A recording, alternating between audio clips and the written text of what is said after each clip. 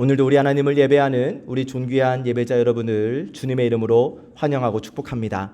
우리 주변분들과 함께 친교의 인사, 아름다운 사랑의 인사를 나누겠습니다. 사랑합니다, 축복합니다. 인사하시죠.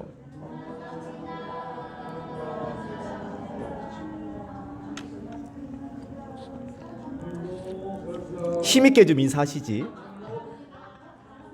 감사합니다. 은비 선생님 여기 좀 봐주세요. 네. 감사합니다. 감기가 참 많이 유행인 것 같아요. 조심하시고 이렇게 많이 걱정해 주셔서 저는 많이 좋아졌습니다. 많이 좋아졌고요. 네, 이게 항상 지금 제가 반복되는 것 같아서 이게 괜찮아졌다가 주일이 되면 목 써서 이렇게 하고 또 수요일날 한번 목 써서 막 이래서 그래도 이것 또한 하나님의 은혜이다 라고 생각을 합니다. 일어서서 설교할 수 있는 것으로 또 얼마나 감사한가 라고 생각을 해보면서 중간에 이런 생각을 했습니다. 사실 제가 주일날 아람누리 음악회를 갔어야 했는데요, 못 갔어요. 좀 갔다 오면 좀 몸에 너무 무리가 될 것 같아서 차마 가지를 못했고 그냥 좀 후원금만 보냈고요. 겁이 나는 거예요. 주일날 밤에 누워 눕는데 야, 내일 일어날 수 있을까? 내일 일어날 수 있을까? 그러면서 이제 걱정하는 거를 듣고 어쨌든 이제 제 마음 가운데는 살짝 갈등이 있었죠. 하루 쉬어도 우리 성도님들은 이해해 주실 텐데 라는 마음과 그래도 1일인데 만약 9월 2일이었으면 저는 쉬었을 것 같아요. 그래도 1일인데 첫날인데 우리 성도님들을 위해 기도해야지 라는 마음을 가지고 잤다가 딱 눈을 뜨게 하셨어요, 하나님께서. 보통에는 자연스럽게 일어났는데 꿈 때문에 일어났어요. 그 절벽에서 떨어지는 듯하고 막 몸 으키하게 깨지는 거 있잖아요. 4시 50분쯤에 이제 그렇게 해서 깼어요. 하나님이 깨워주신 거라 그렇게 믿고 월요일날 아침에 좀 힘들어서 빨리 올라가기는 했지만 짧은 시간 기도하면서 이런 다짐을 또 해봤습니다. 많은 우리 선배 목사님들이 그런 말씀 하셨었거든요. 목사는 죽어도 단에서 죽어야 한다, 이런 말씀들을 하셨었는데 그 말씀을 하시는 이유를 점점 알겠어요. 담임 목회의 시간이 흐르면 흐를수록 또 여러분들을 향한 마음이 더 커지면 커질수록 그래, 목사는 단에서 죽어야지 라는 그 마음, 죽어도 나와야지 라는 그 마음이 점점 커지는 것 같습니다. 어쨌든지 간에 혹시라도 그럴 리 없겠지만 만에 하나 제가 뭐 나오지 못하거나 혹시 늦거나 뭐 그러면 그냥 자연스럽게 기도하시면 됩니다. 그럴 리 없어야겠지만 혹시라도 그러면 그냥 앞에 저쪽에 CDP만 딱 전원만 누르면 음악이 다 나오니까 그렇게 해주시면 되고 그럴 리는 없을 겁니다. 자, 어쨌든 여러분, 우리의 신앙생활에서 가장 결정적인 순간이 언제일까를 생각해 보면 믿음의 고백이 흘러나올 때입니다. 믿음의 고백이 흘러나올 때. 여러분, 우리는 마음속으로 생각하기를 나는 믿음이 있어, 나는 믿음을 가지고 있어 라고 생각을 하지만 그 품고 있는 믿음이 실제로 드러나는 것은 나의 입술과 내 삶을 통해 나타나는 것이죠. 그냥 마음속에만 있으면은 모르는 거잖아요. 내가 내 안에 믿음이 있으면 내 입술과 나의 삶을 통하여 나타나야 하는 거예요. 그래서 로마서 10장 10절에서 이렇게 말씀하십니다. 사람이 마음으로 믿어 의에 이르고 입으로 시인하여 구원에 이르느니라. 아멘. 내 마음속에만 머물러 있는 믿음은 잠재적이에요.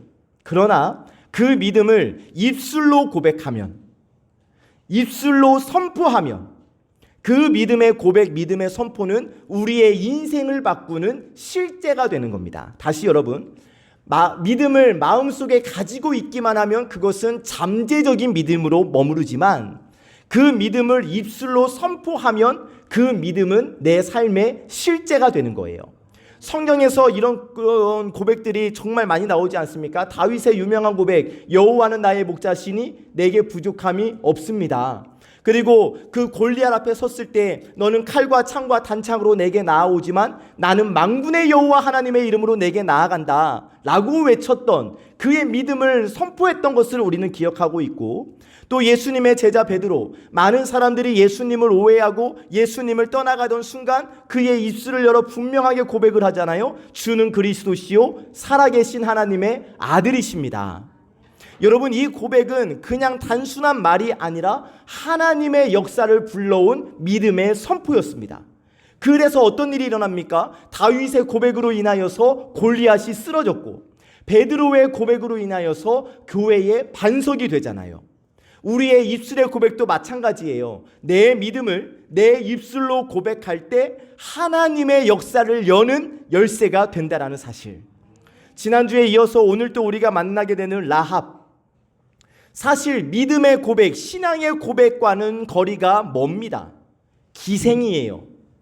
도덕적으로, 사회적으로 전혀 존중받지 못한 여인이었습니다. 게다가 이스라엘과 지금 적대관계, 원수의 나라 가나안 여리고 성에 살고 있었던 이방인.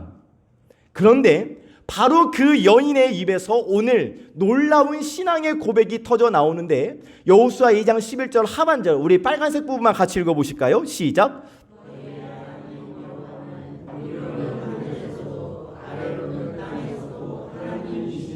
아멘. 이방인이, 여인이, 기생이, 전혀 존중받지도 기대하지도 않았던 그 여인의 입술에서 너희의 하나님 여호와는 위로는 하늘에서도 아래로는 땅에서도 하나님이시다라는 믿음의 고백이 터져 나와요.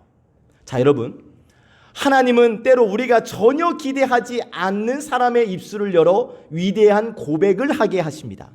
버려진 자의 입술에서, 무시당하던 자의 입술에서 주님의 영광을 고백하는 선포가 터져 나오게 하시고, 그 고백은 단순히 그 사람 하나만 살리는 것이 아니라 가문을 살리고 공동체를 살리며 역사를 새롭게 했어요.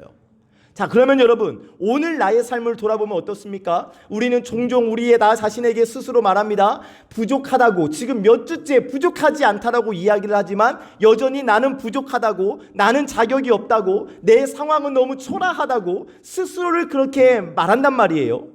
그런데 여러분, 하나님이 찾으시는 것은 완벽한 조건을 가진 사람을 찾으시는 것이 아니에요. 하나님이 찾으시는 것은 믿음을 고백할 입술입니다. 그러니까 하나님은 오늘도 라합과 같이 고백하는 사람을 찾으신다라는 거예요. 아무 조건이 없는 사람일지라도, 존중받지 못하는 사람일지라도 마음을 열고 하나님을 향한 믿음을 고백하는 바로 그 사람을 통하여 하나님의 구원, 하나님의 역사를 이루신다는 사실입니다. 그러므로 오늘 우리가 붙잡아야 할 메시지는 분명해요. 오늘의 제목, 믿음의 고백이 역사를 바꾼다. 라합의 고백은 자신의 인생을 바꾼 고백이었고, 가족의 운명을, 가족의 역사를 바꾼 고백이었으며, 하나님의 구속사 속에 그녀의 이름을 새겨넣은 고백이 되었습니다. 그래서 여러분, 마태복음 1장을 보시면은 예수님의 족보가 나와져 있는데 예수님의 족보에 이 라합의 이름이 들어가거든요. 이 고백으로 인함이었어요.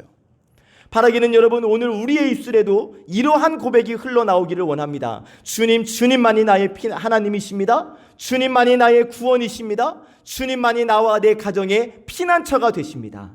이 고백이 오늘 나의 삶을 살리고 우리의 가정을 살리고 우리 교회를 살리며 이 민족을 새롭게 할 줄로 믿습니다. 아멘. 8절 9절부터 출발하겠습니다. 함께 시작.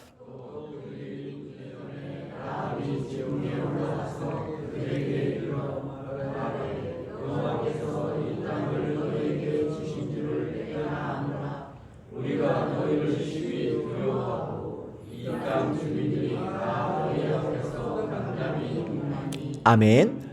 자, 정탐꾼들이 지금은 지붕 위 3대 속에 숨어 있는 상황이에요. 그렇게 정탐꾼들이 지붕 위 3대 속에 숨어서 긴장되는 시간을 보내고 있을 때 라합이 그들을 찾아 지붕 위로 올라갑니다.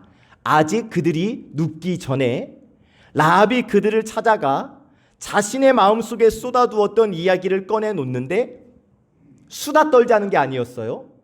아이고 힘드시죠? 위로하시기 위함이 아니었어요. 그녀의 입에서 흘러나온 것은 믿음의 고백이었습니다. 자, 라합이 정탐꾼들을 찾아가서 그들에게 한 첫 마디가 뭐냐면 여호와께서 이 땅을 너희에게 주신 줄을 내가 아노라.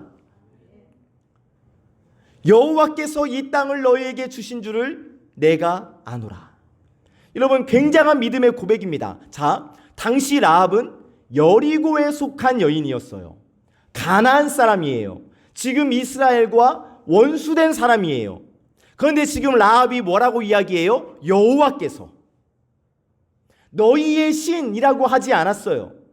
여호와께서. 그러니까 라합도 지금 여호와라고 말씀을 드리면서 이스라엘의 하나님이 참 하나님이시고 결국 그 하나님이 이 땅을 주시는 분이시다 라고 고백을 하고 있는 거예요. 그리고 이 고백의 마지막 부분, 내가 아노라. 이 고백은 단순한 추측이 아닙니다. 확신한다라는 거예요. 먼저 여기 안다라는 표현은 단순히 지식적으로 안다, 이러한 정보 차원을 넘어서, 예를 들어서 여러분 이재명 대통령 아시잖아요. 여러분 이재명 대통령 아세요? 모르시는 분은 이거 신고해야 하는데, 우리가 이재명 대통령을, 내가 이재명 대통령을 안다, 이 안다가 아니에요. 여기서 안다라는 것은 관계적으로 경험하고 확신하는 것을 의미해요. 예를 들어 여러분은 조윤호 목사를 알아요. 그죠?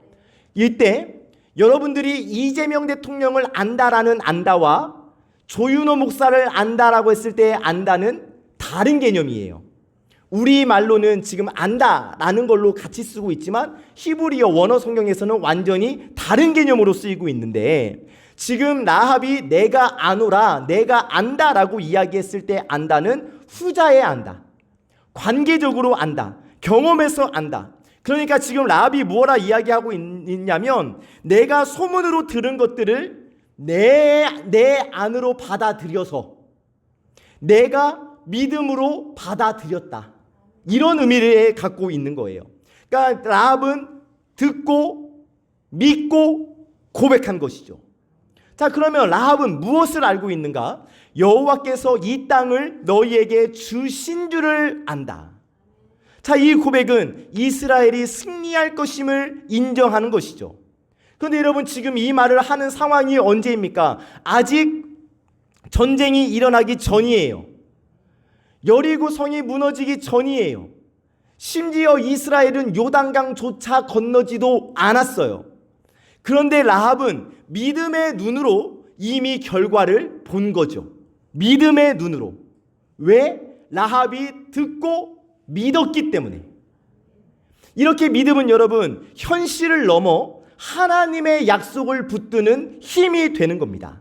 그리고 라합이 말합니다. 9절 중간, 우리가 너희를 심히 두려워하고 이 땅 주민들이 다 너희 앞에서 간담이 녹나니. 아멘. 자, 지금 눈에 보이는 상황은 어떻습니까? 여리고 성문은 굳게 닫혀 있고 성벽은 외벽과 내벽 이중벽으로 굳게 세워져 있었고, 그런데 그 안에 있는 사람들의 마음은 간담이 녹았어요. 이미 무너졌다라는 거예요. 용기와 기운이 다 사라졌다는 거예요.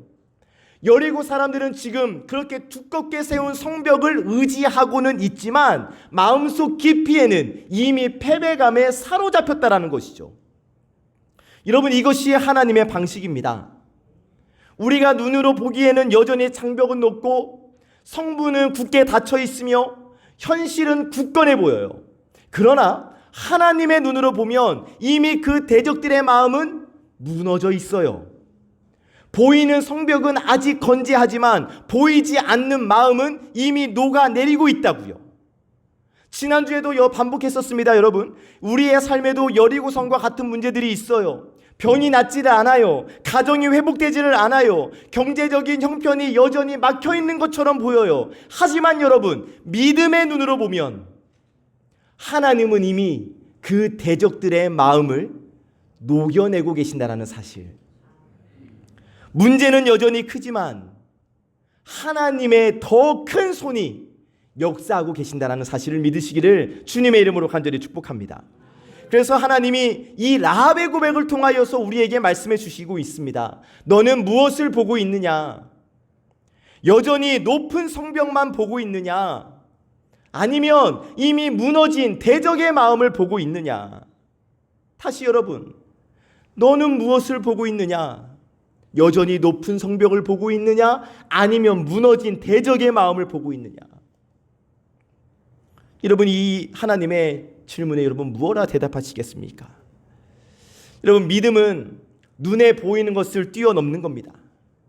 믿음은 아직 이루어지지 않은 것을 이미 이루어진 것으로 붙드는 겁니다. 믿음은 바라는 것들의 실상이요 보이지 않는 것들의 증거인 줄로 우리는 믿습니다. 이 믿음이 라합에게 있었기 때문에 라합은 아직 싸움이 시작되지도 않았지만 이미 승리를 고백하고 있는 거예요. 여러분, 우리도 라합처럼 고백해야 할 줄로 믿습니다. 어떻게 해요? 주님, 저는 믿고 있습니다. 주님, 저는 주님이 제 삶을 붙들고 계심을 믿습니다. 내 앞에 있는 이 문제를 하나님께서 해결해 주실 줄 믿습니다. 분명 아직 현실은 하나도 변하지 않았어요. 몸은 여전히 아프고 가정의 문제는 아직 복잡하고 경제적인 어려움도 그대로일 수도 있어요. 그러나 분명한 사실은 여러분, 믿음의 고백은 현실을 넘어서는 것이고 우리가 믿음으로 고백할 때 하나님은 그 고백을 통하여 구원의 문을 열어주시고 역사를 바꾸신다는 사실을 믿으시기 바랍니다. 그래서 오늘 우리의 입술에서 이러한 고백이 흘러나오기를 원해요. 우리 같이 한번 읽어봅시다. 시작. 여호와께서 내 삶의 주인이십니다. 주님이 나의 가정과 교회의 주인이십니다. 주님이 이미 승리를 주셨습니다. 할렐루야. 아멘. 바로 이 고백이 우리를 가로막고 있는 대적들의 간담을 녹여버리고 닫힌 성문을 여는 열쇠가 될 줄로 믿습니다. 다시 한번 여러분 힘차게 읽어봅시다. 시작.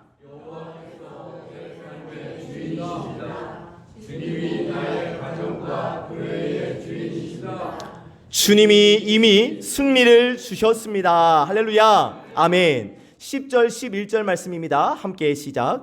이는 너희가 애굽에서 나올 때에 여호와께서 너희 앞에서 홍해 물을 마르게 하신 일과 너희가 요단 저쪽에 있는 아모리 사람의 두 왕 시온과 옥에게 행한 일 곧 그들을 전멸시킨 일을 우리가 들었음이니라. 우리가 듣자 곧 마음이 녹았고 너희로 말미암아 사람이 정신을 잃었나니 너희의 하나님 여호와는 위로는 하늘에서도 아래로는 땅에서도 하나님이시니라. 아멘. 자, 라합은 단순히 여리고성 사람들의 그 두려움만 고백한 것이 아니에요. 자기가 들은 사건들을 구체적으로 나열을 하고 있는데 홍해 사건과 아모리 두 왕의 패배. 먼저 홍해 사건, 우리가 너무나 잘 알고 있죠. 당시 애굽은 세계 최강대국이었습니다. 수많은 병거와 기병, 수많은 군대를 갖춘 아주 훌륭한 나라였다고요. 그러나 노예 신분의 이스라엘이 그 앞에서 살아남을 수 있었던 이유는 오직 하나, 하나님께서 홍해를 가르게 하셨기 때문이에요. 이 소식이 가나안 여리고성에 퍼졌고 라합도 그것을 들었어요. 또 아모리 두 왕 시온과 옥의 패배인데 이들은 요단강 동편을 다스리던 아주 강력한 왕들이었습니다. 신명기와 민수기에서 그 내용을 우리가 파악해 볼 수 있는데 신명기에 의하면 바산왕 옥은 거대한 체구를 가진 거인이었고 심지어 그의 침대 길이가 4m가 넘었다고 전해지고 있어요. 그만큼 바산왕 옥과 시온은 사람들에게 공포의 대상이었는데 그 강력한 왕들이 이스라엘 앞에서 무너졌다는 것을 라합이 들었어요. 그리고 라합은 이 홍해 사건과 아모리 두 왕이 전멸된 이 두 사건을 통하여서 중요한 메시지를 붙들게 되는데 이스라엘이 강한 것이 아니라 여호와께서 그들과 함께 하셨기 때문에 그들이 홍해도 건넜고 아모리 두 왕도 전멸시켰다라는 것을 라합은 깨달을 수 있었던 거예요. 다른 사람들도 들었어요. 여리고성 안에 있는 사람들은 또 들었잖아요. 그런데 여러분, 그 소식을 들은 여리고성 안에 있는 모든 사람들은 이 소식을 듣고 어떻게 됐다고요? 간담이 녹았어요. 두려워 떨었어요. 그런데 이 똑같은 소식을 들은 라합은 어떻습니까? 이 사건 속에서 하나님의 손길을 읽을 수 있었던 거예요. 아, 하나님이 이스라엘과 함께하고 계시는구나. 그래서 이어지는 라합의 고백 정말 멋집니다. 우리 보라색 부분 같이 한번 읽어보실까요? 시작. 너희의 하나님 여호와는 위로는 하늘에서도 아래로는 땅에서도 하나님이시니라. 아멘. 고대 가나안 지역 사람들은 굉장히 신이 많았습니다. 많았던 이유가 뭐냐면 부분적이었거든요. 예를 들어서 바알은 비의 신, 또 아세라는 풍요의 신, 다곤은 곡식의 신, 태양의 신, 강물의 신, 땅의 신, 이렇게 부분적이었단 말이에요. 그들이 믿었던 신들의 영역은 제한이 되어져 있고 상황에 따라서 힘을 발휘하거나 상황에 따라서 사라져버리는 존재였는데, 라합도 그러한 신관에 잡힌 삶이었는데 지금 전혀 다르게 말하고 있잖아요. 여호와는 하늘과 땅 모두의 하나님이시다. 무슨 말이에요? 어떠한 특정한 지역의 신이 아니라 우주를 통치하시는 유일한 하나님이시라는 고백을 지금 이방인 기생 라합이 하고 있는 거예요. 너무나 멋진 고백 아니에요? 그런데 여러분 생각해 봅시다. 하나님 여호와는 위로는 하늘에서도 아래로는 땅에서도 하나님, 우주 만물을 통치하시는 하나님이십니다라는 고백이 사실은 이스라엘의 입술에서 나와야 할 고백 아닙니까? 광야에서 끊임없이 홍해도 가르시고 만나와 메추라기도 내려주시고 반석에서 물이 솟게 해주시고 모든 전쟁에서 승리하게 해주셨으면 이스라엘 백성들의 입술에서 이 고백이 진즉에 나왔어야 했는데, 홍해를 건너면서도 만나를 먹으면서도 여전히 의심하며 불평과 원망을 쏟아냈어요. 이스라엘 백성들이 그랬어요. 그런데 이방 여인 라합은 소문만 듣고도 하나님을 전능하신 주로 고백하고 있습니다. 굉장한 역설 아니에요? 여러분, 여기서 우리가 한 가지 깨달을 수 있는 아주 중요한 사실이 있는데, 아하, 믿음은 많이 본다고 생기는 것이 아니라 하나님을 인정할 때 생기는 거구나. 아하, 믿음은 40년 동안의 시간으로 믿음이 생기는 것이 아니라 하나님을 인정할 때 믿음이 생기는 거구나. 보세요. 광야 세대는 수많은 기적들을 직접 보았지만 불신앙에 빠졌잖아요. 그런데 라합은 여러분, 기적을 직접 보지는 못했어요. 들었어요. 그러나 듣고 받아들였어요. 결국 중요한 것은 무엇입니까? 경험의 양이 아니라 그것을 해석하는 태도이다. 이것은 우리의 삶 속에서도 동일한 원리가 작동하는 겁니다. 여러분, 같은 일을 겪고도 어떤 사람은 우연이라고 말해요. 어떤 사람은 운명이라고 말해요. 어떤 친구는 운빨이라고 말해요. 그러나 여러분, 어떤 사람은 하나님의 섭리, 하나님의 손길이라고 고백합니다. 뭐가 맞는 거예요? 우리는 우리의 삶 속에서 일어나는 일들을 하나님의 섭리, 하나님의 손길로 생각할 수 있어야 하는 겁니다. 자, 길거리에서 예기치 않은 만남이 일어났어요. 우연이에요? 운명이에요? 하나님의 섭리예요? 어떻게 하실 거예요? 빨리 해보세요. 맞아요. 하나님의 섭리인 거예요. 아파요. 육신이 너무 아파요. 그런데 여러분, 그 아픔도 힘들지요. 그런데 믿음의 눈으로 보면 하나님이 나를 더 깊이 다루시는 하나님의 은혜인 줄로 믿습니다. 가정의 위기에서도 마찬가지예요. 그 위기 속에서도 믿음의 고백을 드리면 그 시간은 하나님께서 회복을 준비하시는 과정이라는 사실이에요. 라합이 모든 일들을 하나님의 역사로 해석을 했어요. 그랬더니 그녀의 입술에서 고백이 터져 나오는 거예요. 여호와는 위로는 하늘에서도 아래로는 땅에서도 하나님이시다. 여러분, 저와 여러분들의 입술에도 이러한 고백이 흘러나오기를 원합니다. 우리 같이 읽어봅시다. 시작. 주님, 제 삶에 일어난 모든 일들을 하나님의 손길로 믿습니다. 주님은 하늘과 땅의 주인이십니다. 주님은 나의 가정과 교회의 주인이십니다. 아멘. 여러분, 고백은 단순한 말이 아닙니다. 고백이 내 인생의 방향을 바꾸는 거예요. 바라기는 여러분, 라합의 고백이, 또 조금 전에 읽은 이 고백이 우리의 고백이 되어서 가정과 교회와 인생의 구원의 문을 여는 열쇠가 되기를 주님의 이름으로 간절히 축복합니다. 아멘. 12절 13절 말씀입니다. 함께 시작.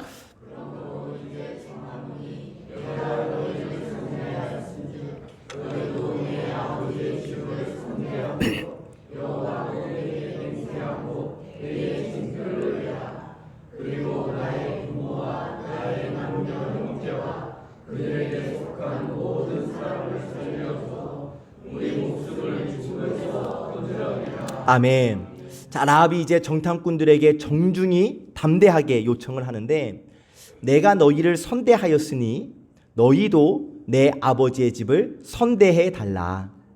여기 선대라는 것은 단순히 친절을 베풀어 달라라는 차원이 아니라 생명을 살리는 은혜를 베풀어 달라라는 의미예요. 생명을 살려달라. 그러니까 라합은 단순히 자기만 살고자 했던 것이 아니에요. 자기의 아버지, 자기의 어머니, 또 13절의 형제들, 자매들, 친척들까지 생각했던 것이죠. 여러분, 이것이 믿음의 아름다움입니다. 진짜 믿음은 나를 넘어 우리를 향하는 거예요. 만약 라합이 자기만 살고 싶었다면, 자기 목숨만 구원받고 싶었다면 굳이 가족들을 언급할 이유가 없잖아요. 그러나 라합은 자기가 속한 가정을 떠올렸던 거예요. 이제 곧 여리고성이 무너질 텐데, 그러면 우리 가족들은 어떻게 하지? 여리고성이 무너질 때 가족들이 함께 멸망하면 어떻게 하지를 생각하면서 믿음으로 가족들을 포함시켰던 거예요. 여기서 우리는 중요한 영적 원리를 발견하게 되는데, 믿음의 사람 한 사람의 결단이 가정 전체를 구원할 수 있다는 사실이에요. 여러분, 성경에서 이 원리는 우리가 자주 발견할 수 있습니다. 노아 한 사람의 믿음을 통하여서 방주에 들어간 가족 전체가 구원을 받았잖아요. 왜 모르는 것처럼 그러세요? 아시잖아요. 그죠? 네. 바울과 실라가 빌립보 감옥에서 찬송할 때 간수 한 사람의 회심으로 말미암아 그의 가정이 구원을 받았어요. 이렇게 하나님은 한 사람의 믿음을 통로 삼아 가정과 공동체를 구원해 내십니다. 자, 라합은 기생이었어요. 사회적으로 버림받은 여인이었어요. 그러나 그녀의 믿음은 개인적인 차원에 머물지 않았습니다. 그녀의 입술은 곧 가족을 살리는 중보 기도가 되었던 것이요.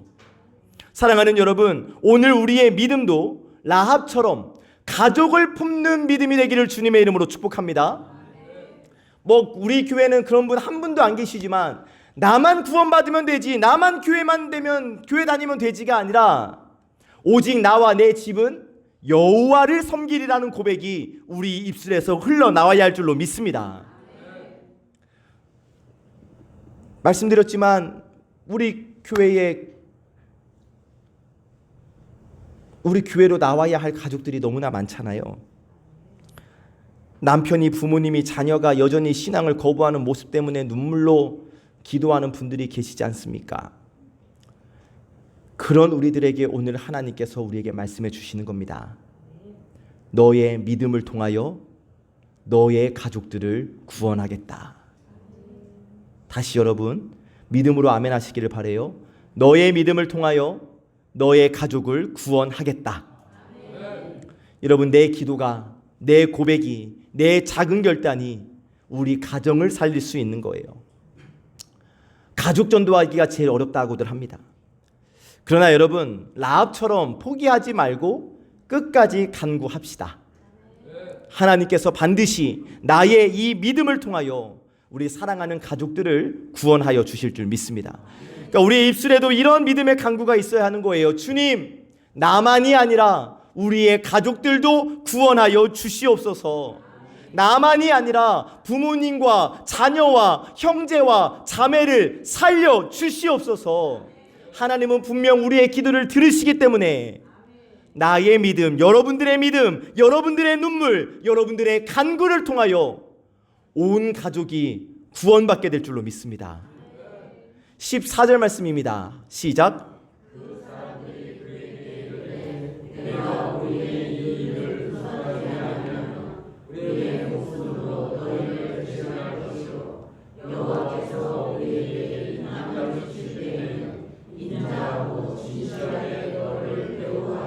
아멘. 자, 정탐꾼들은 라합의 부탁을 듣고 대답을 합니다. 그러니까 이런 얘기예요. 우리가 와서 정탐하러 온 이 일을 알리지 않는다면 목숨 걸고 너와 네 가족들을 지켜줄게. 하나님께서 이 땅을 우리에게 주실 때 너를 진실하게 대할게. 그러니까 알겠다라는 거지요. 라합의 요청을 들어주겠다라는 것 아니겠어요?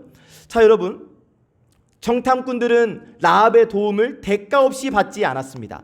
라합이 목숨을 걸고 정탐꾼들을 지켜주고 보호해 주었듯이 이제 그들도 자신의 목숨을 걸어서 라합의 집을 지켜주겠다고 약속하고 있는 거예요. 말만이 아니라 생명을 걸고 맺은 언약입니다. 그리고 이제 이 14절에서 중요한 고백이 다시 등장하고 있어요. 여호와께서 우리에게 이 땅을 주실 때에는, 아직 아무 일도 일어나지 않았지만 정탐꾼들은 승리를 확신하고 있는 겁니다. 여리고가 아무리 높아도 그 땅을 주시는 분은 하나님이시기 때문에 결과는 정해져 있다고 정탐꾼들은 믿었던 거예요. 마지막으로, 인자하고 진실하게 너를 대우하리라. 이 말은 여러분 쉽게 표현하면 하나님 앞에서 맹세, 이거예요. 하나님께 맹세해서 반드시 너를 지켜줄 것이다 라는 뜻입니다. 그러니까 인간적인 호의가 아니라 하나님 앞에서 맺은 언약이고 약속이기 때문에 더욱 확실한 약속이 된 것이죠. 그런데 여러분, 이 장면은 단순한 인간의 약속 이야기가 아니에요. 잘 보시면 정탐꾼들이 우리의 목숨으로 너희를 대신하겠다, 우리의 목숨으로 너희를 대신하겠다라고 말한 이 모습, 훗날 예수님께서 십자가에서 내 목숨으로 너희를 살리겠다라고 하신 말씀을 떠올리게 합니다.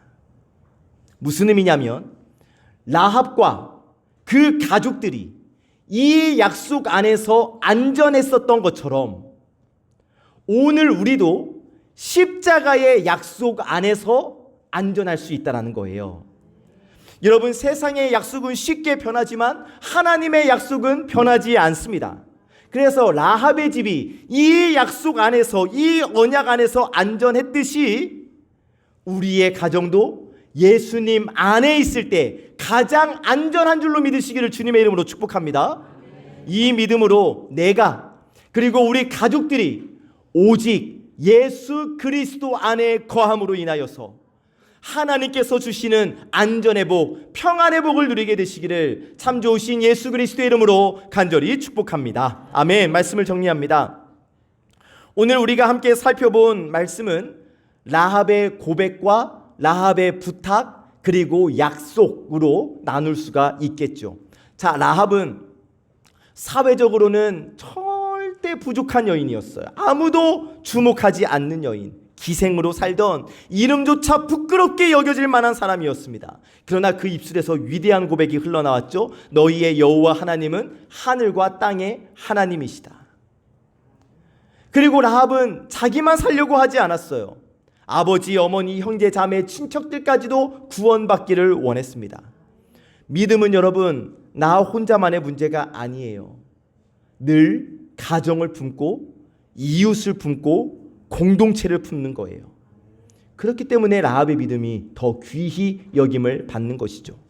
또 정탐꾼들은 그 고백과 간구에 응답을 합니다. 우리가 너희를 지켜주겠다, 우리의 목숨으로 너희를 대신하겠다, 하나님께 맹세.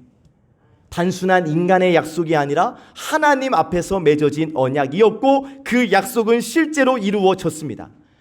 살펴보겠지만 여리고 성이 무너질 때 라합과 그 가족은 구원을 받거든요. 자, 그러면 오늘 말씀이 나에게 무슨 의미인가? 여러분, 믿음은 고백에서 시작돼요. 백날 나는 믿으니까 생각만 하면 어디까지나 잠재적인 믿음. 내 입술을 열어 나의 믿음을 고백하시기 바랍니다. 주님이 나의 하나님이십니다. 이 고백이 구원의 문을 열 수 있는 겁니다. 두 번째로, 믿음은 가정을 품는다는 거예요. 나 혼자만 구원받는 것이 아니라 우리 가족이 함께 구원받기를 간구해야 한다는 것. 셋째, 믿음은 하나님의 약속을 붙드는 겁니다. 사람의 약속은 흔들리지만 하나님의 약속은 절대 변하지 않기 때문에 그 변치 않은 하나님의 약속을 붙들고 우리는 표대 삼아 나아가면 되는 거예요. 그래서 이렇게 했더니 결국 어떻게 됩니까? 라합의 집은 분명히 초라했지만 그 집은 하나님의 약속이 머무는 곳이었기에 가장 안전한 곳이 되었어요. 오늘 우리의 가정도 마찬가지입니다. 우리가 예수 그리스도의 십자가를 붙드는 그 순간 우리의 집이 구원의 집이 될 것이고 가장 안전한 곳이 될 줄로 믿습니다. 주님만이 나의 하나님이십니다. 주님만이 나와 우리 가정의 구원이십니다. 이 고백이 우리의 삶을 지킬 것이고 우리의 가정을 살릴 것이고 우리 교회를 든든히 세워주실 줄 믿습니다. 마지막으로 여러분, 믿음을 선포하고 믿음을 고백하며 살아가심으로 말미암아 그 믿음으로 말미암아 역사가 바뀌어지는 것을 목도하게 되시기를 참 좋으신 예수님의 이름으로 간절히 축복합니다. 아멘. 기도하겠습니다. 하나님, 오늘 라합의 말씀을 통하여 믿음의 고백이 구원의 문을 여는 줄 알게 하시니 감사합니다. 받은 말씀대로 보고 듣는 현실보다 말씀과 약속을 더 신뢰하게 하여 주시옵소서. 이 시간 저희의 마음을 다하여 고백합니다. 주님만이 나의 하나님이십니다. 주님만이 나와 우리 가정의 구원이십니다. 주님만이 우리 교회의 머리이시며 우리의 피난처이십니다. 이 고백이 오늘 우리의 삶을 움직이는 힘이 되게 하여 주시옵소서. 라합이 자기만이 아니라 아버지와 어머니, 형제, 자매, 친척들을 품고 간구했듯 저희도 하나님 가정을 품고 기도하고 있습니다.